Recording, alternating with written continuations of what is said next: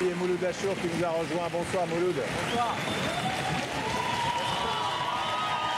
C'est une immense figure de la chanson française que nous allons recevoir ce soir. Elle n'a pas fait de télévision en public et en direct depuis longtemps. Elle vient fêter les 30 ans de Starmania. Voici France Gall.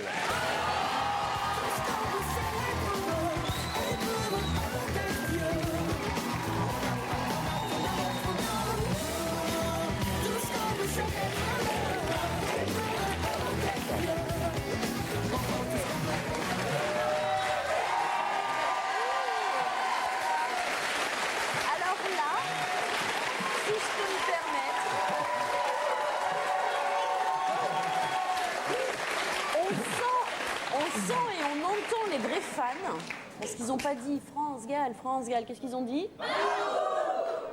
Votre petit nom. Exactement. Ça me ramène à l'enfance. Alors vous revenez dans la lumière ce soir. On avait l'impression que vous étiez retiré de la vie publique depuis un certain temps. On se demande encore pourquoi. Pourquoi je reviens ou pourquoi vous êtes retiré? Vous revenez pour les 30 ans de Starmania, évidemment. Mais pourquoi vous êtes retiré à un moment donné? Oh, ça va être peut-être une longue réponse, il y a beaucoup de raisons à ça. Et la première raison, je crois que c'est le deuil de ma fille qui m'a donné envie de me taire. Alors, est-ce que c'est pour toujours?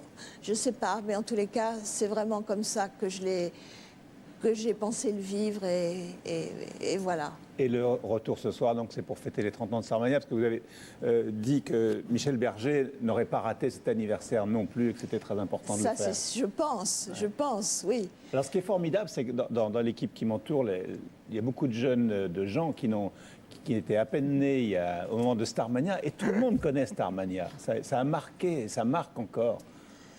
Eh ben, c'est la découverte que je fais finalement en ayant préparé ce show et en faisant en sorte que les gens puissent acheter le spectacle et le disque, parce que je pense que c'est vraiment un spectacle, enfin, de la musique qui n'a pas du tout vieilli. Même les mots. Mais surtout les thèmes, parce que ce qui est dingue, c'est le côté intemporel. On y parle de succès, de pouvoir, d'argent, de course à la médiatisation. On peut même faire un petit rapprochement. C'était aussi la Starac et la Nouvelle Star oui. Il y a 30 ans. D'ailleurs, j'ai pris dans ce show que j'ai fait beaucoup de personnes qui viennent de ce monde-là. Ouais. Oui, vous le voyez comme un trésor. Il y a Amel Bent, il y a Nolwenn Leroy. C'était un vrai parti pris. Se dire, tiens, voilà, ils ont connu ça, c'est une manière... C'est drôle parce que, en fait, non, c'est pas du tout un parti pris. Je me suis pas dit, je vais prendre ces gens-là. Non, j'ai pris des voix. Et j'ai pris des gens capables de chanter Starmania. Il y a très peu de chanteurs qui sont capables de chanter Starmania. Et il se trouve que dans les gagnants de ces jeux télévisés, il y a vraiment des voix extraordinaire. Et donc, il s'est trouvé qu'il venait de là. Mais au départ, moi, c'est les voix que je suis allée chercher. Alors, il y a ces voix, il y a Christophe Willem, il y a Julien Doré, puis il y a aussi Catherine Ringer. On va voir un petit extrait de cette émission. Donc, vous êtes la meneuse de revue qui sera donc sur... J'ai pris votre place. Sur France 3. Future animatrice télé, France Gall. Si vous voulez prendre la mienne, je vous la laisse et je reviendrai, je n'oserai jamais revenir. Voici un extrait donc, de l'émission de France 3 avec aussi Catherine Ringer. Il s'appelle Ziggy, je suis folle de lui. Sans foi ni loi, je veux vivre et mourir sans peu ni mieux. Je veux pas rentrer dormir dans ma banlieue. J'ai tout cassé avant de partir. J'aurais voulu être un artiste pour pouvoir faire mon numéro.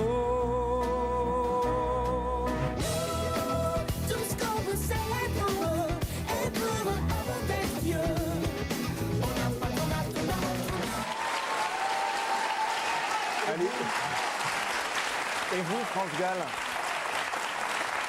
pourquoi vous n'avez pas du tout eu envie de reprendre Starmania, de rechanter? C'est pas mon retour, c'est l'anniversaire des 30 ans de Starmania. Il n'y a pas de raison que je me mette en avant alors que c'est pas un show conçu sur moi. Mais ça vous a démangé à un moment? Vous y avez pensé? Pas du tout, Ariane. Et il y a Est-ce 30 que vous ans, avez il y a encore 30 ans, on va voir des images Oui. il y a de la création de Starmania, donc, qui a été créée par Michel Berger avec Luc Plamondon. Donc ils ont fait tout ça. Donc on va parler des trois CD qui sortent à cette occasion. Donc on va vous voir dans cette... Au départ, vous ne pensiez pas en faire partie, vraiment. C'était pas du tout prévu que j'en fasse partie parce qu'au départ, leur idée c'était de prendre des chanteurs inconnus. Et moi j'étais déjà connue, donc, mais ils ont fait des auditions, ils ont trouvé tout le monde sauf Diane Dufresne, le rôle de Diane Dufresne et le mien. Donc ils nous ont pris un peu en ronchonnant, mais ils nous ont pris parce qu'ils avaient trouvé personne d'autre. On va voir un extrait de l'original. Starmania, Starmania, qu'est-ce qu'il a que tu n'as pas? Toi, on a besoin de stars pour se voir, comme on voudrait se voir. D'ailleurs, les anti-stars, c'est notoire, sont plus stars que des stars. De Bader à Carter, tous les stars, de Callas à Checker. Alors voilà, ça c'est le premier CD, il y a 3 CD qui... C'est le studio en 78, donc l'enregistrement en studio. Ensuite, il y a le premier live de 79. Du spectacle. Du spectacle. Oui. Et le troisième, donc, c'est le spectacle de Qui a- 88 qui a été repris, parce que c'était repris plusieurs fois. Et en France, Non, évidemment, c'est ça a le été- deuxième, C'est le deuxième. spectacle de Starmania qui a été mis en scène par Luc et Michel. Et voilà, c'est un spectacle qui s'est joué longtemps et qui a formidablement marché. Comment est-ce que vous regardez aujourd'hui Starmania? Pour vous, c'est du patrimoine, c'est un trésor que vous avez envie de transmettre? C'est un trésor, ça c'est vrai. Envie de transmettre, oui, bien sûr, parce que Michel, il l'avait écrit pour que ça reste, sinon il serait resté à écrire des chansons de 3 minutes. Mais il savait que s'il voulait laisser quelque chose, ce qui était son cas, il fallait qu'il écrive quelque chose de plus costaud, plus solide, donc sur la longueur. Un des mots les plus répétés dans Starmania, c'est star. C'est quoi pour vous une star? Waouh. Je crois que c'est un mot que je déteste. Vraiment. Je ne sais pas à quoi il correspond. Je ne comprends pas. Je ne comprends pas. Alors dans Starmania, il y avait des jeunes talents qui sont devenus des stars, des vedettes, voilà, des grands chanteurs, des grands artistes, comme Daniel Balavoine, et vous êtes en duo avec Daniel Balavoine dans Starmania. Ah oui. On se fout d'être malheureux, on s'aime encore mieux quand on n'a plus rien à perdre. Quand on n'a plus rien à perdre. Alors on va se retrouver après la pub avec France Gall qui est avec nous jusqu'à 20h50 ce soir. À tout de suite.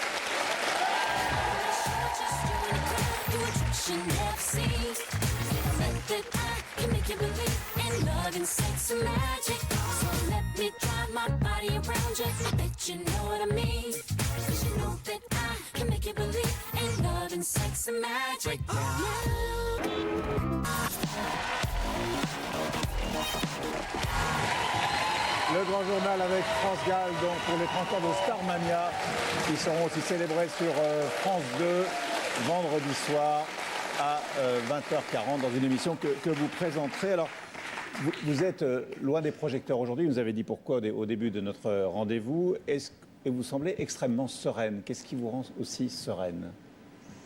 La vie, tout simplement, la vie que j'ai choisie, que je mène. Vous dites qu'on ne me voit pas souvent, mais quand je reviens, c'est gros badaboum. Absolument. On ne vous voit pas souvent parce que vous ne le souhaitez pas. Est-ce que de temps en temps, vous avez envie de revenir pour refaire un disque? Et est-ce que quelqu'un vous en a donné envie? Eh bien, c'est non et non. D'accord. Est-ce que c'est envisageable? Est-ce que c'est envisageable un oui et oui? Non. Non.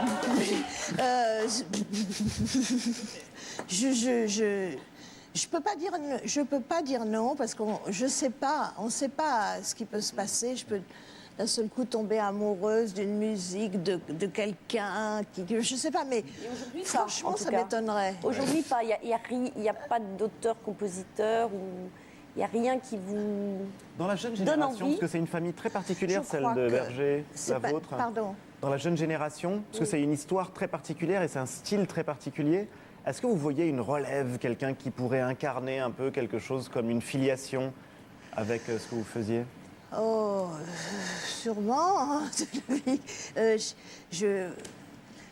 Moi, j'ai l'impression qu'on est dans une époque où on ne trouve, où les artistes, enfin, où on a du mal à trouver des artistes vraiment.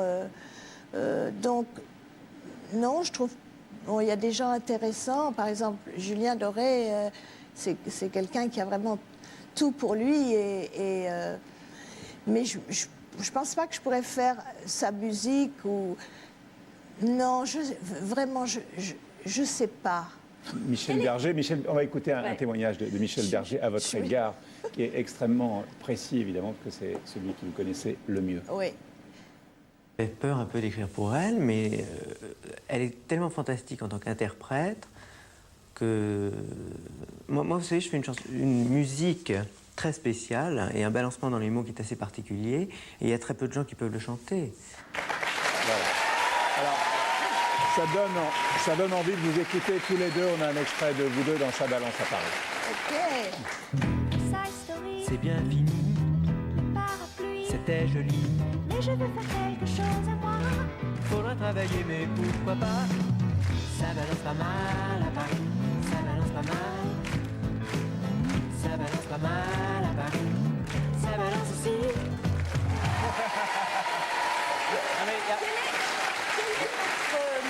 Quel est votre quotidien, finalement, aujourd'hui? Vous dites que vous êtes dans le monde du silence, de l'observation, vous êtes spectatrice, dans un monde de douceur. Quelle est votre vie aujourd'hui, finalement?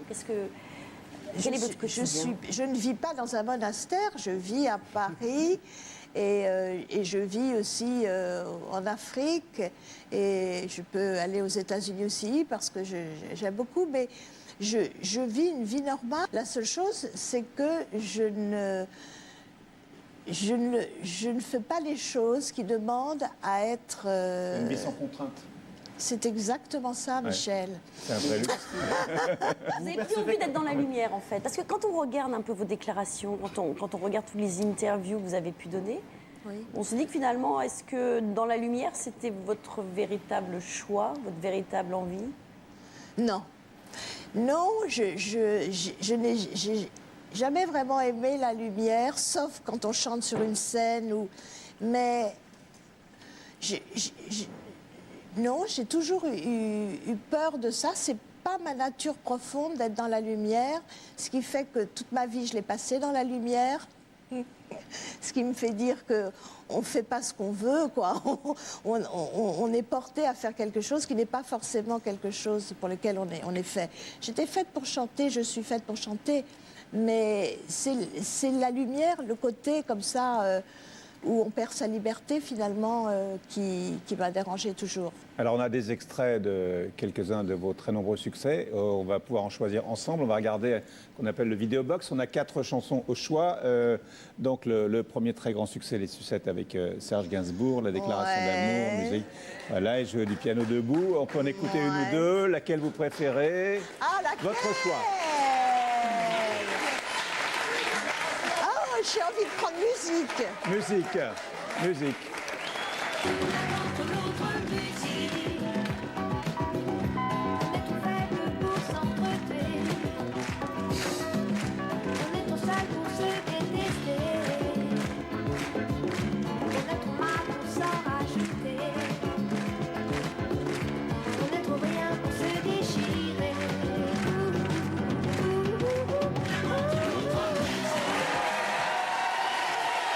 Et tout le monde connaît ça. Tout le monde, cette chanson on l'a vu, un peu plus de 30 ans, 32 ans. Et les gens, bon, à part Ariane qui a 30... Parce que je suis la plus vieille, c'est non. ça? Non, t'es la plus jeune, Ariane. Oh, t'es Non, mignon, moi, c'est la chérie. première fois que je vois Ariane en chair et en os. Et je l'ai trouvée très jeune. Voilà. Mais on est d'accord. Merci. Je voulais dire qu'elle venait juste de naître. Voilà. Tout est bien rattrapé. Mais Mouloud n'était pas né. Et il connaît non, tout par cœur. j'étais conçu, je crois. Il connaît tout par cœur. Mais pourquoi est-ce que les gens se souviennent? Ouais. Ils se souviennent parce que c'est pas démodé, parce que c'était très moderne. La chorégraphie, par exemple, était incroyable. C'était en 76. Non, mais surtout, il y a un truc qu'a amené Michel Berger dans la musique, c'est le groove en France. Exactement. Parce que Voilà. Et on a envie d'écouter un autre extrait. Alors bon, il y a... Là, notre choix, des branches, Babacar, elle là, ou évidemment. Alors vous, tout le monde, le public demande Babacar, mais bon, où on peut. Michel, c'est vous qui choisissez, parce que je ne sais pas si vous vous souvenez. Attendez. Un dossier. Attendez, oui, un dossier. Quand il y a 23 ans, quand j'ai sorti cet album, avant que ça sorte, on a pris l'avion ensemble allé à Shanghai, oui. pour aller à Shanghai, à Pékin. Ouais. Et j'avais dans mes bagages mon disque et je vous ai demandé d'écouter Ella et Babacar et de me dire, et tout ça dans tout l'avion, hein, de me dire qu'est-ce que je devais sortir en premier. Babacar ou Ella. Bon. Et ben voilà, ça me rappelait ce souvenir. Très bien. Alors, c'est Babacar qui est sorti, non? C'est Babacar Ouais, qui est tout à fait. sorti. C'est Babacar qui est sorti. Et on va écouter Babacar. Et non, on peut écouter,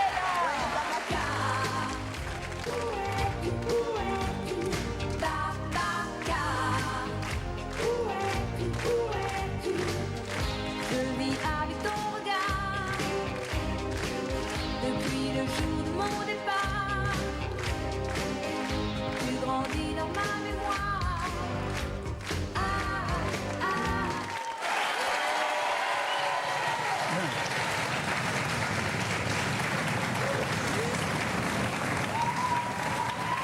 On peut en écouter une autre. Hein.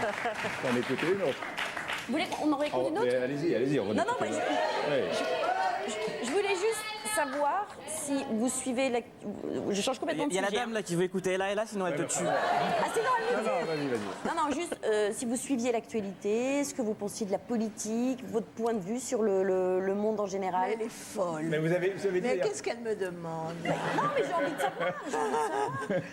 Mais Là, vous avez dit... Non, parce qu'il y a une petite phrase très drôle. Vous racontez que quand le président a épousé Carla Bruni, vous avez tout de suite pensé à Starmania et à l'histoire de 0 janvier et de Stella Spotlight. absolument, c'est quand même extraordinaire dans Starmania que le futur président de l'Occident, qui est élu d'ailleurs dans l'histoire, ce mari demande la main d'une actrice sur le retour, belle encore, mais à la fin, et il se marie dans cette histoire. Et j'ai pas pu m'empêcher de penser, quand notre président s'est marié avec la merveilleuse Carla, eux ils s'aiment.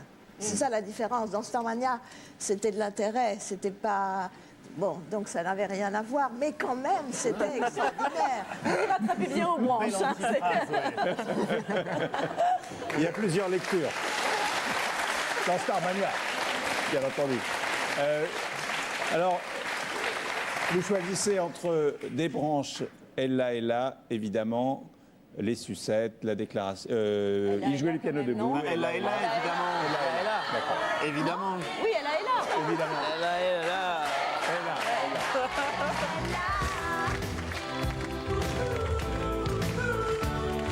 Je ne sais quoi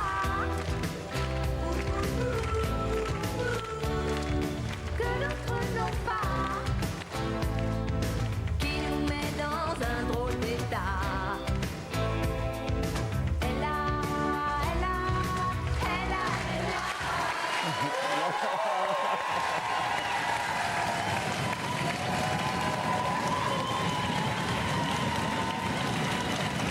Le petit journal People de Yann Barthès maintenant.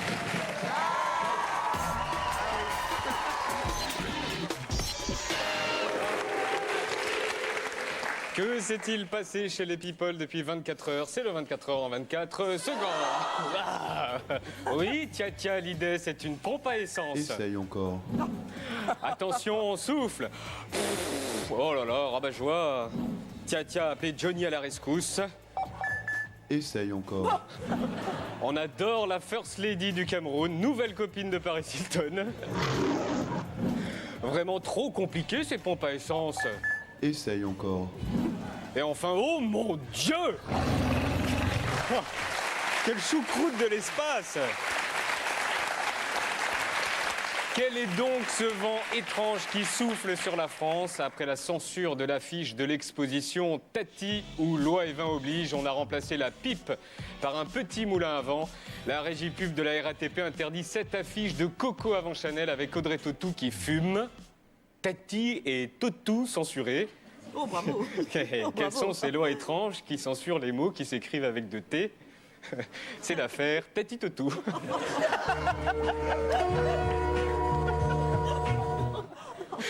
Le petit journal se mobilise, battons-nous contre la censure prochaine des tutus, des titis, des toutous, des tatas, des tétés, des tatous, des tintins, des tétons et des tétus. Et on a envie de dire...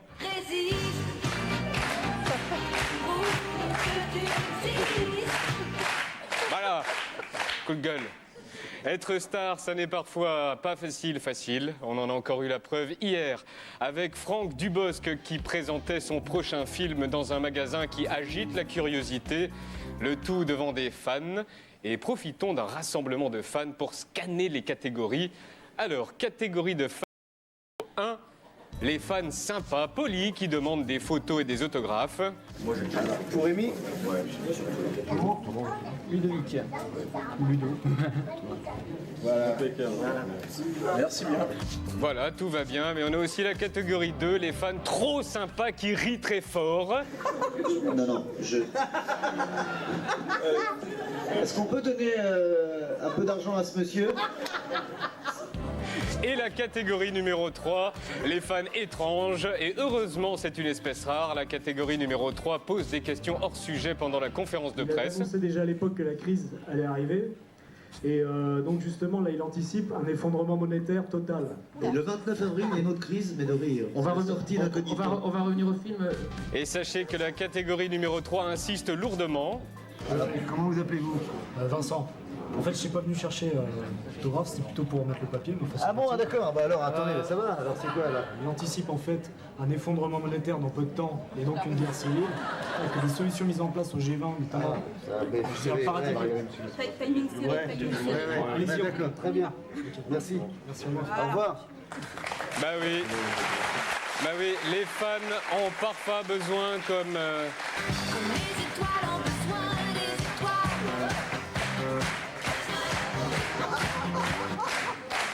Plus rapide qu'un fan de Franck Dubosc, qui est aussi fan du Grand Journal. Salut Jacques.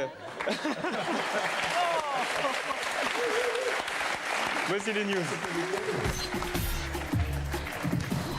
L'image attendue du moment, nous l'avons eue hier au Festival du film de Tribeca de New York. On attendait la première sortie de Kanye West depuis l'attaque un peu violente de la série South Park qui le montre très gai en train de faire l'amour à un mérou homosexuel. Comment va Kanye West? On a vu De Niro, on a vu Spike Lee, on a vu Bono et attention, Kanye West arrive. Oh mon Dieu, mais il est venu avec son mérou. Et en même temps, il a l'air plutôt sympa, le mérou. Et enfin, la poupée moche en cire du jour nous vient du musée Tussauds de Las Vegas et c'est celle de Snoop Dogg. Et pour une fois, le petit journal tire son chapeau car elle est plutôt réussie. Attention, France Gall, où est le vrai Snoop Dogg? Où est le faux? C'est le quiz du jour. Concentrez-vous et stop. Où est le vrai? À gauche ou à droite? D'après vous? À gauche? À gauche, vous êtes sûr? Ah là. Ouais, à gauche. À gauche? On regarde la réponse et la réponse est à gauche. Yeah. Bravo. Vous n'avez pas trouvé, hein? Merci Yann, on va passer maintenant au service après-vente de Marie-Fred. Ouais. Service après-vente, bonjour. Oui, c'est pour parler de la nouvelle émission d'Olivia Adriaco, là, sur NT1. Oui, produite par Alexia Laroche-Joubert. Oui, mais bon, c'est très gentil d'inventer des trucs et tout, de penser à nous, mais c'est pas la peine parce que on ne regarde pas NT1. Nous avons déjà tellement de chaînes à voir. Déjà, avec 4, ça suffisait, alors là, hein, voilà. Merci, au revoir. Au revoir. Pas la peine. Service après-vente, bonjour. Oui, bonjour monsieur, c'est quand le tournoi d'orthographe sur France 3? C'est ce soir. C'est bien, ben je m'en bats les couilles en fait. Service après-vente, bonjour. Ça va? J'ai mis un chapeau pour aller à la messe. Mais c'est bien. Je vais à la messe. Pour. J'ai mis un chapeau. Pour aller où cette fois? À la boulangerie. C'est bien. Service après-vente, bonjour. Mage, quelles sont vos prédictions? Je vois des yeux qui se ferment. Ils s'ouvrent, mais ils se referment. Ils se rouvrent. Ils luttent, mais ils se referment. Harry, apparemment, France 2 va diffuser la 23e nuit des Molières. Oui, mais c'est le mage qui l'a mis. Le mage. Service après-vente, bonjour. J'ai mis un chapeau. Et pour aller où? À la poste. Au revoir. Au revoir. La boîte à questions avec les invités d'hier qui étaient Christine Lagarde, Sandrine Kiberlin et Olivia Ruiz. Si Sarkozy te demande un concert privé à l'Élysée, tu y vas? Et si c'est Carla qui te le demande? Elle est jolie, Carla, c'est difficile de lui dire non. Hein. Le plus grand défaut de Nicolas Sarkozy, sa volonté d'aller vite. Il a raison, mais en même temps, parfois c'est un peu dur. Comment on se prépare mentalement à jouer une scène de jouissance avec une pâte à bagel? On fait appel à des grands souvenirs personnels. Ton premier baiser, c'est un bon souvenir? Ouais, il s'appelait Richard. Oh, je sais même plus qui c'est, dis donc, mon premier baiser. Ah non, non. C'est qui le beau gosse du gouvernement? Pour moi, le beau gosse, c'est mon homme. La pire bêtise que tu aies faite ado? Même si je me souvenais, je le dirais pas parce que je sais que mes parents regarderont demain la boîte à questions. J'ai coupé les cheveux d'une fille qui draguait mon amoureux. Vous pourriez être copine avec Ségolène Royal? Non, sûrement pas. Avec Martine Aubry, j'ai plus de respect pour elle que pour la précédente. Si tu lis un article pas sympa sur ton chéri, qu'est-ce que t'as envie de faire au journaliste qui l'a écrit? La seule fois où ça m'est arrivé, je serais bien allée lui péter la gueule, ouais. Ça donne quoi quand tu cries? Une remarque d'un de vos profs qui vous fait bien rire aujourd'hui. Tu finiras chef comptable. Qu'est-ce que tu aimes chanter très fort et très faux? Sometimes they wanna cut you down by the scratch at the edge, 'cause the time is now. They'll tell you that you gotta have a heart of it. If you wanna get up, can you afford to feel? Disparu, elle a disparu, elle n'est jamais revenue. Voilà, France Gall, merci d'avoir été avec nous ce soir dans la deuxième partie du Grand Journal pour les 30 ans de Starmania avec les 3 CD qui sortent. Le studio, la scène et la scène à nouveau. On va se quitter dans un instant sur Canal, le film Deux sœurs pour un roi avec Nathalie Portman et Scarlett Johansson. On se retrouve demain à 19h05 avec Vincent Payon, Marielle de Sarnez, Nelly Gaga en live et Jean-Marie Bigard. Et on va se quitter. On a retrouvé un petit extrait de l'émission qu'on avait fait à Shanghai où vous chantiez Tout pour la musique au milieu des Chinois qui à l'époque étaient plus en vélo qu'aujourd'hui. Oui. Il a tout pour la musique et il répète ses mots sans suite et sans logique, comme on dit tellement.